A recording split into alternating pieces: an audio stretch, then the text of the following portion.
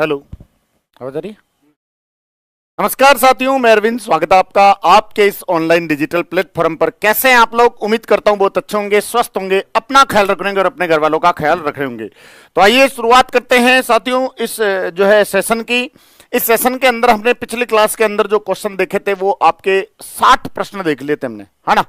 और आज आपके जो है 60 प्रश्न के बाद ये 60वां प्रश्न अपन ने कल की क्लास में किया था। गाटुम जो झील है वो गाटुम झील से होकर गुजरने वाली जो नहर है उस नहर की पहचान कीजिए।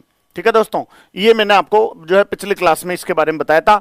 थोड़ा थोड़ा जो है मैं इसकी व्याख्या कर दूं आप लोगों के सामने ताकि पता चल जाए क्या बातें हैं। तो देखो, सबसे पहली बात तो मैं स्वेज नहर, हालांकि इस प्रश्न का उत्तर क्या है, डी है, लेकिन स्वेज नहर के बारे में आप लोगों को बता दूं। क्या स्वेज नहर के बारे में सबसे पहली बात तो ये ध्यान रखनी है, इस स्वेज नहर का जो निर्माण है, स्वेज नहर का निर्माण दोस्तों, स्वेज नहर का जो निर्माण है वो आपके सामने होता है 1859 से लेकर 69 के बीच में।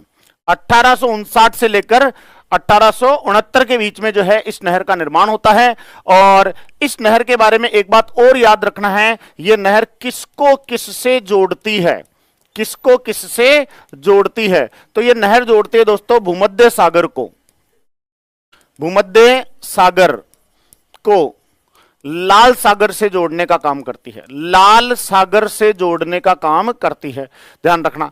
और यह नहर किसको किससे अलग करती है दोस्तों, अलग करती है, किसको किससे अलग करती है स्वेज नहर, तो ध्यान रखें एशिया को, एशिया को अफ्रीका से अलग करने का काम करती है, एशिया को अफ्रीका से अलग करने का काम करती है। दोस्तों ध्यान, एक बात यह भी रखना है कि इसका निर्माण किसने करवाया, निर्माण किसने करवाया,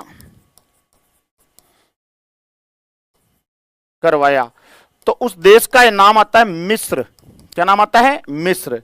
एक बात और ध्यान रखना है, इस नहर का जो नेशनलाइजेशन है यानी राष्ट्रीयकरण जो है वो कब हुआ था।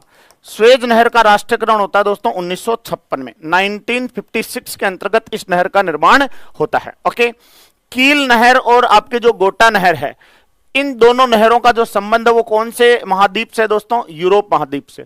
और यूरोप महाद्वीप के अंदर इन दोनों नहरों के बारे में ध्यान रखना, ये नहरें क्या करती है, बाल्टिक सागर के अंदर स्थित है, मतलब बाल्टिक सागर से जोड़ने का काम करती है, बाल्टिक सागर से जोड़ने का काम करती है।